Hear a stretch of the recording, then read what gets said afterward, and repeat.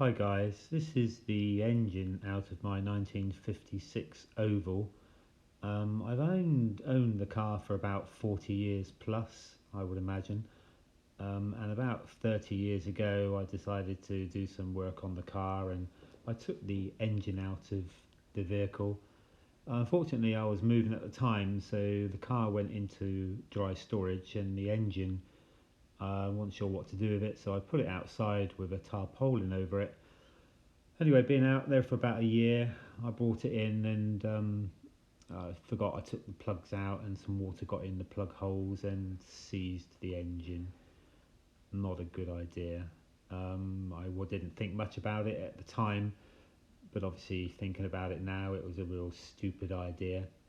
But it's done now and that's what I'm dealing with. So it's a seized engine, but only because of water in the top rather than any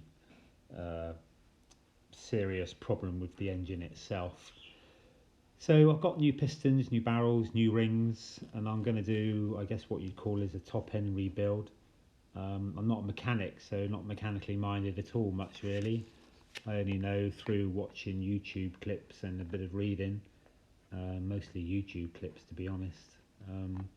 But I'm going to attempt it. I'm going to succeed, hopefully. I want to save the cylinder heads, so I'm going to have to be a bit cautious in the way I separate it. I know it doesn't look easy looking at some of the YouTube clips I've watched, but I'm going to give it a go and fingers crossed then it's going to be alright. So anyway, here's a little video of me doing the separation and hope you enjoy. Best of luck to me. So here we are, about 6 hours in to trying to separate this cylinder head from the barrels. Yeah, must admit it's been quite a job, obviously not wanting to damage the cylinder head. I resorted to cutting into the side of the barrel to try to get some basically some leverage, something to try to give me a helping hand to dislodge this cylinder head from the barrels, because the left hand side is not too bad. I've actually managed to, that feels like it's free. When you tap it, you have to hear that hollow sound, which is like a separation sound, so that's not too bad, the left hand one. But the right hand one is the one that's basically seized completely.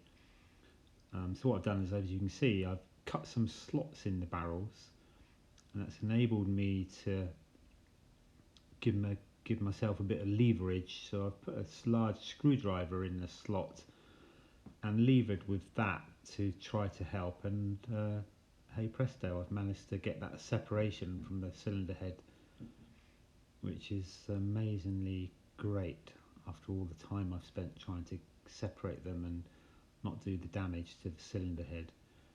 So yeah, so now's the moment of glory, which will be to pull that cylinder head off away from the barrels and see what we have. So here we go. So you're going to see exactly as I see as to what the state of it's going to be inside, and it is, yes, not a pretty sight, one would say. I guess it's a bit it's a bit like treacle. I guess, yeah, I guess that's the water with the oil, blah blah. Yeah, yes, that's amazing. I mean, I'm just amazed that I've actually got it separated, to be honest. Oh, there you go. You see, so obviously that one side is a lot worse than the other side. For the last few years, I have been putting some oil down through the spark plug holes to try to dislodge the pistons. Whether that's made any difference or not, I don't know, but I guess that's also partly what we're looking at, mixture with the water that was obviously in there somewhere. Anyway, so if you'd like to subscribe, that would be great. I'll see you on the next video when I will try to get the barrels off. Thanks very much.